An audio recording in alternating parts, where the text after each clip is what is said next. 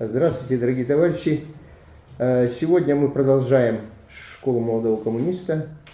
Некоторые перерывы у нас тут были, связанные с разными мероприятиями. Значит, мы с вами прошли тему устав КПРФ, 5 занятий провели. Теперь у нас еще занятие 2-3 будет по программе КПРФ. Программа КПРФ, она книжка небольшая, красного цвета. Вот, так что 2-3 занятия мы должны завершить. Сегодня у нас первая тема. Сегодня мы рассмотрим программу КПРФ и ее значение и раздел 1. Из этого раздела, значит, тема первая – историческая роль программы партии. Так, прежде всего, зачем партии нужна программа? Программа это план, если брать из словаря, это план деятельности или каких-то работ. Во-вторых, это то, что нас касается, это изложение основных положений и целей деятельности политических партий, организаций или отдельных деятелей. Вот. Таким образом, программа нужна как основополагающая, целеполагающая, значит, книга или, как говорится, брошюра, на которую будут ориентироваться все коммунисты, и не только коммунисты. Так, сейчас минуточку. Вообще, программа партии начинается вот с этой небольшой книжки, которая называется «Карл Маркс, Фридрих Энгельс. Манифест коммунистической партии». Манифест коммунистической партии, это практически действительно первая программа нашей партии. И как говорил в свое время Владимир Ильич Ленин, что вот эта вот маленькая книжка, небольшая брошюра, да, она стоит целых томов. Манифест коммунистической партии был написан Карлом Марксом и Фридрихом Энгельсом в 1848 году для программы, как программа Союза коммунистов. Союз коммунистов – это была организация немецких рабочих иммигрантов. Там не только немецких, там входили и другие рабочие. В общем, такая европейская была, небольшая тогда в начале, потом она будет расти, небольшая международная организация, которая получила название с подачи Энгельса. Значит, она называлась сначала «Союз справедливых», а потом получила название «Союз коммунистов». И вот ко второму конгрессу этой организации, значит, члены ее попросили Карла Маркса и Фридриха Энгельса написать программу Союза коммунистов. И вот буквально, они очень быстро работали, молодые тогда были люди, Марксу 30 лет, Энгельсу 28 лет. И вот они буквально в течение 1947 года подготовили вот эту манифест коммунистической партии. Так? И эта программа будет принята на втором конгрессе Союза коммунистов, по-моему, в Лондоне проходил вот этот конгресс. И на долгое время манифест коммунистической партии станет программой всех коммунистов, европейских, американских, потом по всему миру. Вот я, как сказал, Владимир Ильич Ленин считал это очень важным документом. Действительно, здесь, в этой небольшой брошюре, Карл Маркс, вот молодые тогда, а как они далеко смотрели, значит, они очень четко разобрались, расставили эти темы. Вот я могу даже перечислить, да. Манифест коммунистической партии делится на 4 раздела. Первый раздел – буржуа и пролетарий. Это первая программа, с которой должны начинать свою деятельность все молодые коммунисты. Так, далее, значит, вы знаете, что учение Карла Маркса и Фридриха Энгельса продолжил Владимир Ильич Ленин. И, кстати, он создал партию большевиков, которая действительно основывалась на революционных взглядах, на революционных позициях Карла Маркса и Фридриха Энгельса. Потому что многие социал-демократические партии периода Ленина, они перешли на реформистские позиции, на социал-шовинистские позиции, особенно связанные с Первой мировой войной. Значит, если говорить про нашу партию, то наша партия, вы знаете, возникла в 1898 году в городе Минске состоялся первый съезд РСДРП, Российской социал-демократической рабочей партии.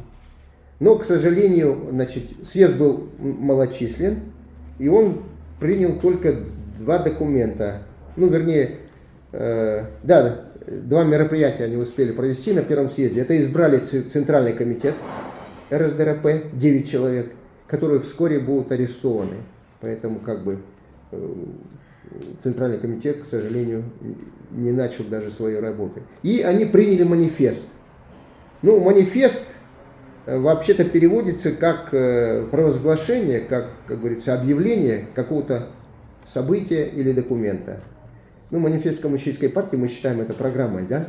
А вот манифест, который озвучили на первом съезде РСДРП, это было просто объявление о том, что вот создается впервые в России социал-демократическая рабочая партия. Программы и устава первый съезд не принял, а это основные документы, которые характеризуют любую партию.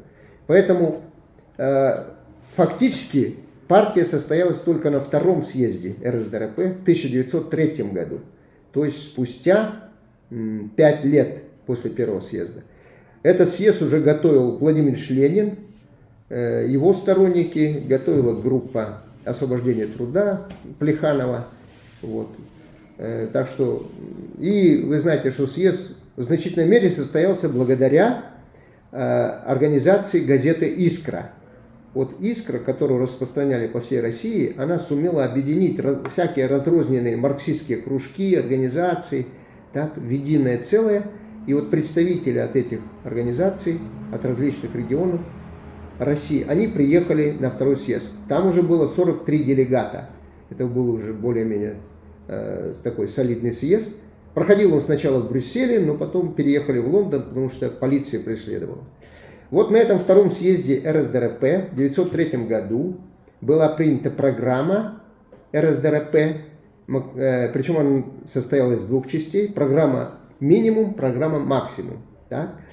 И вы знаете, что на этом съезде в борьбе за устав, за его формулировку, особенно первого пункта, кто может быть членом партии, партия, и по выборам там, значит, партия раскололась на две части. Были сторонники Ленина, которые стояли на твердых революционных позициях. Их стали называть большевиками. Почему? Потому что они набрали большинство голосов в основные органы партии. ЦК, центральный орган печати, там, в Совет и так далее. И меньшевики, которые шли тогда за Мартовым. Мартов был когда-то сторонником, соратником Ленина, вместе участвовали в Петербургском союзе борьбы за освобождение рабочего класса. Вот возникли два таких течения в партии, да, две фракции, можно сказать, большевики и меньшевики. Сначала они еще, между собой спорили, ругались, но состояли в одной партии. Потом фактически произойдет раскол партии, и появятся две партии. Партия большевиков во главе с Владимиром Ильичем Лениным и партия меньшевиков, во главе которой Мартов, Плеханов там, и другие будут люди. Так, вот насчет программы. Считается, это первая программа Российской социал-демократической рабочей партии, принятая на втором съезде РСДРП. Она состоит из двух частей. Программа «Минимум» включала в себя, главной целью этой программы было достижение, задача состояла такая: свержение царизма, так, и установление, демократической республики в России. Но программа «Минимум», тем не менее, гласила о том, что, после свержения царизма в стране должно было появиться коалиционное правительство из всех партий. Оно, в общем-то, конечно, больше было к буржуазной политике ближе, да, но тем не менее, это был первый этап, когда страна должна была перейти на демократические, будем называть отчасти на буржуазные рельсы, да, после феодализма долгого. Так? И программа «Максимум» ставила задачу или цель, это проведение социалистической революции и значит, приход к власти революционного крыла РСДРП, большевиков, и начало строительства нового общества.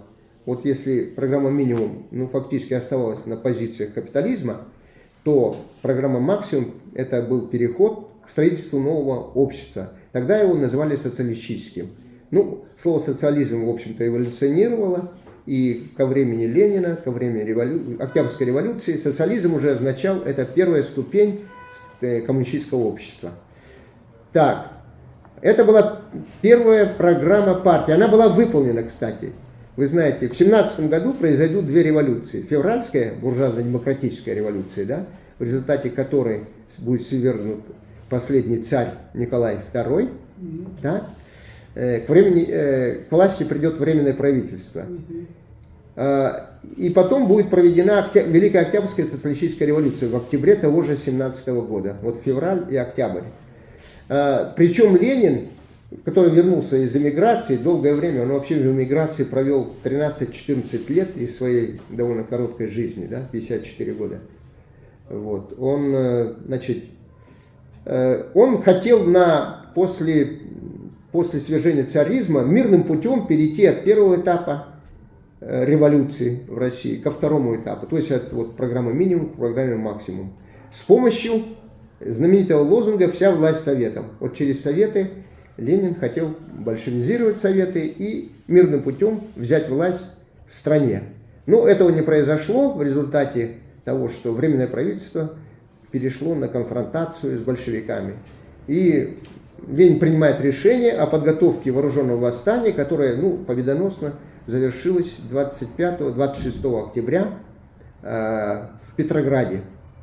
А затем произошло так называемое триумфальное шествие советской власти по всей стране, когда с октября по февраль-март 18 года, с октября 17 по март значит, 18 года по всей стране установится власть советов. Власть советов. Да? А в советах в то время по всей стране большей частью были большевики во главе советов. Поэтому Октябрьская революция, она произойдет довольно быстро и успешно. Причем вот во многих городах это, и областях это произойдет без особых военных действий. Ну, были отдельные города и отдельные районы, где были вооруженные столкновения и так далее. Ну, вот в Москве, например, на Дону, на Урале. На Дону, на Урале там казаки восстали. Вот. Но эти очаги контрреволюции, они были довольно быстро значит, ликвидированы. И значит, вот, программа «Максимум» была выполнена. То есть социалистическая революция одержала победу. И впервые в мире, значит, в нашей стране утвердилась власть рабочих и крестьян. Ну, во главе с партией большевиков. А партия большевиков, как говорил еще Маркс и Энгельс, это авангард рабочего класса и беднейшего крестьянства тогда, как союзника. Так, выполнив первую программу, значит, надо было принимать вторую программу. Вторая программа была принята в 19 году, можно сказать, в разгар гражданской войны. Ну, видимо, настолько большевики были уверены в победе вот, своей власти, вот, что в разгар гражданской войны состоялся 8-й съезд уже РКПБ. Вот, когда Ленин приехал из-за границы в 17 году, он предложил РСДРП переименовать в Российскую коммунистическую партию большевиков. Вот. Потому что социал-демократы, они в значительной мере в Европе стали реформистскими партиями, ну, фактическими, как говорится, соглашателями стали с буржуазией. Поэтому он сказал, мы, как и Маркс и Энгельс, открыто заявляем, что мы коммунистическая партия, Российская коммунистическая партия. Вот 8-й съезд РКПБ состоялся в 19 году в Москве и принял вторую программу партии. Вторая программа партии означала, цель была какая? Строительство основ социалистического общества. Значит, в этой программе ставились задачи переходного периода. Ну, вообще-то переходный период от капитализма к коммунизму, к социализму, он занимает довольно длительное время. Это сейчас вот показывает даже Китай. Китай в определенной мере, вот Китайская Народная Республика, я считаю, до сих пор развивается на, как говорится, на рельсах НЭПа. Ну, китайского НЭПа, но тем не менее. Это еще переходный период. Они еще, я так думаю, даже социалистическую, ну, хотя, может быть, основу уже построили, основу социалистического общества. Вот эта программа была принята в 19 году. Считается, что она была выполнена до войны уже. Ну, это, может быть, забегание вперед было. Тем не менее, на 18-м съезде партии в 1939 году, значит, в речи Сталина, Иосифа Виссарионовича, было объявлено о том, что основы социализма построены. Вот смотрите, с 19 по 1939 год, за 20 лет построены основы социализма в нашей, или коммунистического общества в нашей стране, да, социализма. Ну, может быть, это было несколько забегание вперед, но тем не менее, определенные, конечно, очень крупные сдвиги в нашей стране произошли.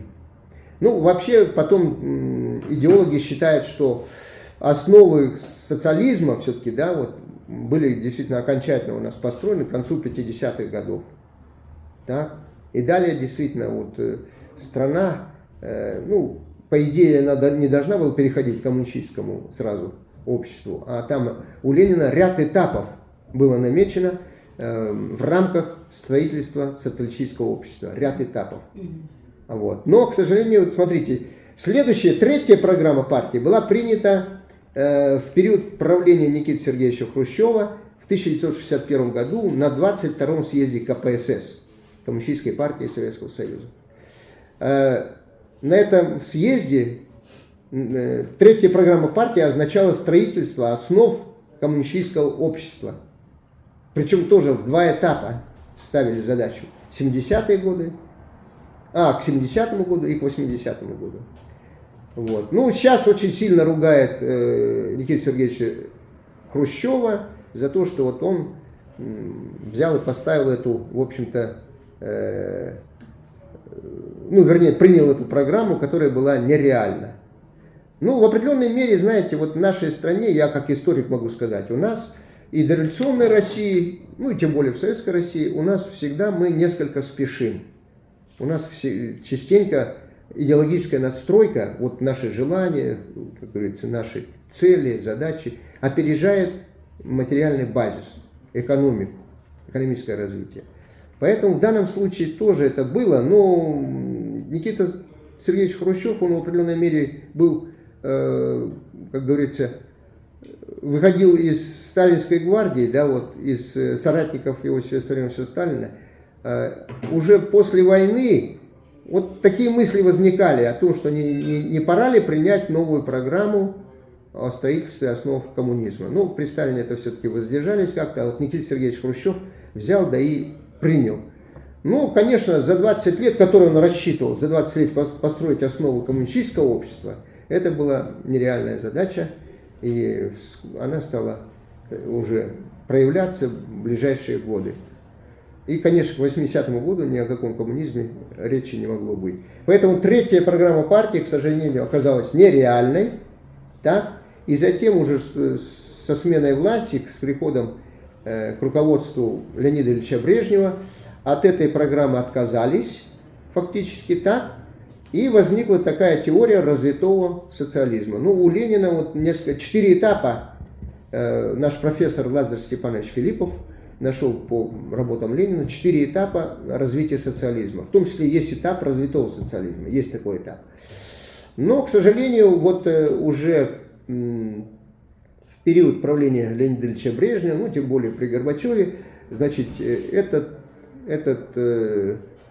это положение не было развито, не было обосновано толком, хотя была принята Конституция развитого социализма в 1977 году, но тем не менее, значит, вот далее начались идеологические, в общем-то, затруднения в нашей верхушке. Вот. Ну, говорят, что вот после Маркса, Энгельса, Ленина, Сталина крупных теоретиков в нашей стране не осталось. Ни Хрущев, ни Брежнев, ни Горбачев теоретиками не являлись. И, конечно, развивать дальше теорию марксизма-ленинизма они не могли. Поэтому произошло, ну вот сам Владимир Степанович Филиппов об этом тоже говорил, о том, что одна из причин распада нашего государства, так, ага, сейчас он, наверное, подъехал, это было, значит, идеологическая слабость нашего руководства, теоретическая слабость нашего руководства, которое не смогли теоретически, ну, как бы обосновать дальнейшее развитие нашей страны. Ну, а теория, если мы путаемся в теории, то, конечно, начались проблемы и в практике социалистического строительства.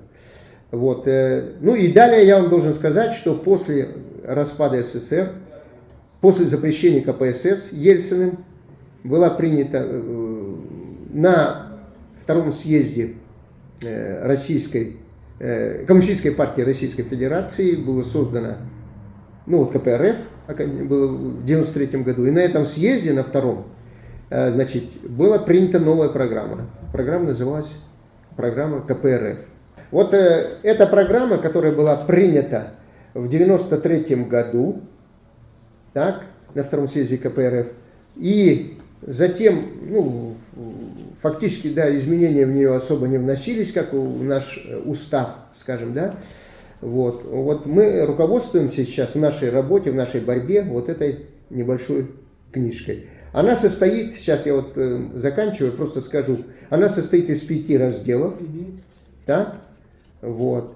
Первый раздел называется «Современный мир и Россия». Ну, в принципе, программа, несмотря на, вы знаете, вот последние годы, с 22 года, специальной военной операции и так далее, международная обстановка сильно изменилась, нарастает угроза мировой войны, и, конечно, сейчас, но тем не менее, программа остается в силе, так? Вот первый раздел «Современный мир и Россия», второй раздел «Уроки истории и пути спасения Отечества». Вот самый большой такой раздел считается. Так, затем третий раздел «Три этапа развития страны», то есть дальнейшего развития страны. Так. Четвертый раздел «Программа минимум». И пятый раздел вот нашей этой современной программы называется «Идейное и организационное укрепление КПРФ». То есть вот в принципе сейчас мы, конечно, ну, задача минимум – это вернуть советскую власть и начать строительство обновленного социализма, учитывая уроки прошлого, учитывая ошибки прошлого и так далее. Ну, на этом мы сегодня занятие завершим, а в следующий раз начнем конкретно, значит, рассматривать, начиная с первого раздела, программу Коммунистической партии Российской Федерации. Спасибо за внимание.